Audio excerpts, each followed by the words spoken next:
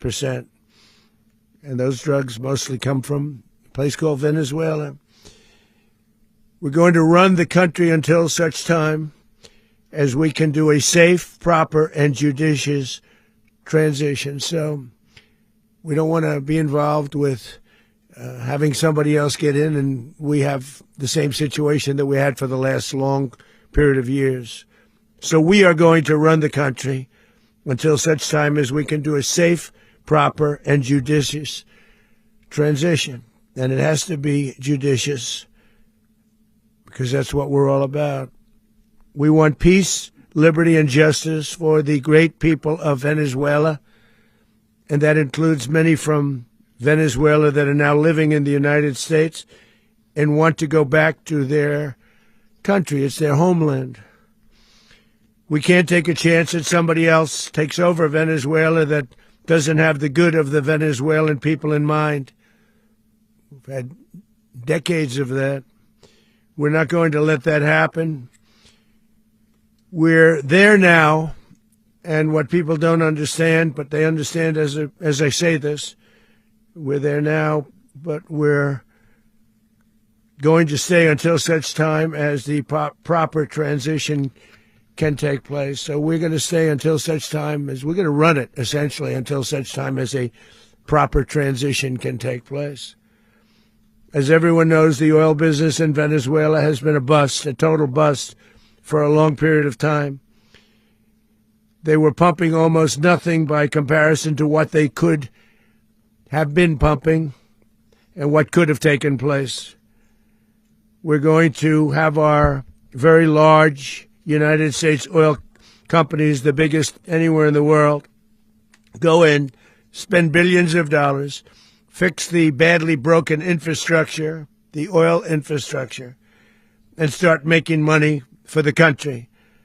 And we are ready to stage a second and much larger attack if we need to do so. So we were prepared to do a second wave if we needed to do so. We actually assumed that a second wave would be necessary, but now it's probably not. The first wave, if you'd like to call it that, the first attack was so successful, we probably don't have to do a second, but we're prepared to do a second wave, a much bigger wave, actually.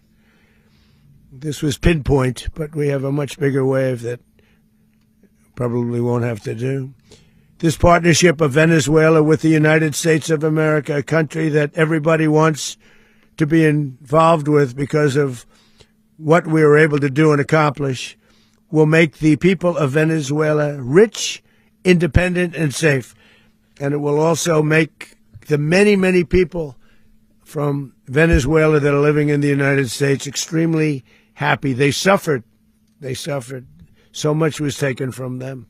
They're not going to suffer anymore.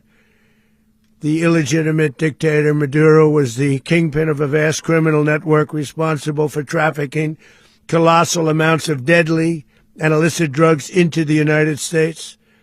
As alleged in the indictment, he personally oversaw the vicious cartel known as Cartel de las Solas, which flooded our nation with lethal poison, responsible for the deaths of countless Americans, the many, many Americans. Hundreds of thousands over the years of Americans died because of him. Maduro and his wife will soon face the full might of American justice and stand trial on American soil. Right now, they're on a ship they'll be heading to, ultimately, New York. And then a decision will be made, I assume, between New York and Miami or Florida.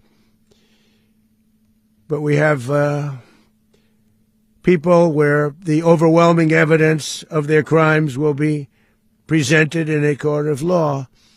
And I've seen it. I've seen what we have. It's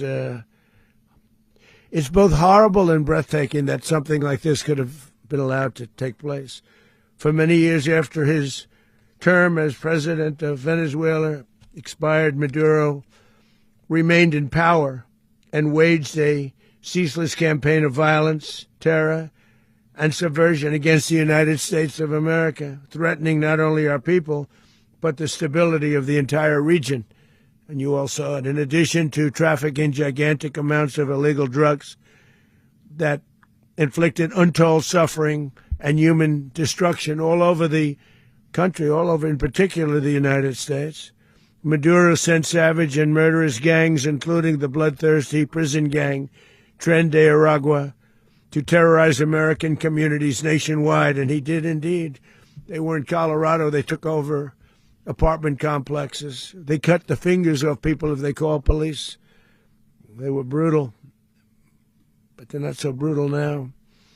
And I just have to congratulate our military, Pete and everybody, and our National Guard, because the job that they've done, whether it's in Washington, D.C., where we have a totally safe city, where it was one of the most unsafe cities anywhere in the world, frankly, and now we have no crime in Washington, D.C. We haven't had a killing. We had the terrorist attack a few weeks ago, a little bit of a different kind of a threat, but we haven't had a killing in a long period of time, 6-7 months. We used to have two, on average, 2 a week in Washington, our capital. We don't have that anymore. The restaurants are opening. Everyone's happy.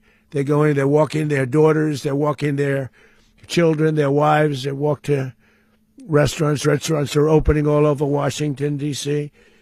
So I want to thank the